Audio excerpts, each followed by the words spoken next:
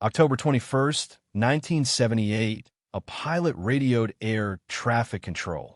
He said something was circling his aircraft. Controllers confirmed. No other planes were in the area. He described it as metallic, shiny, moving in ways that made no sense. Then came his final transmission. It is not an aircraft. 17 seconds of metallic noise followed. Then silence. Frederick Valentik and his plane were never found. Full story on my channel.